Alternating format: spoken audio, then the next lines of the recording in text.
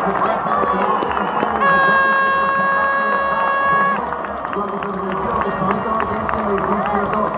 година се отбелязва 5 години от старта на кампанията, която дарява живот, прави добро и ни учи на стедо. Днес, заедно с Българската професионална футболна лига, Лудогорец и Ботев Пловдив казваме да за живот.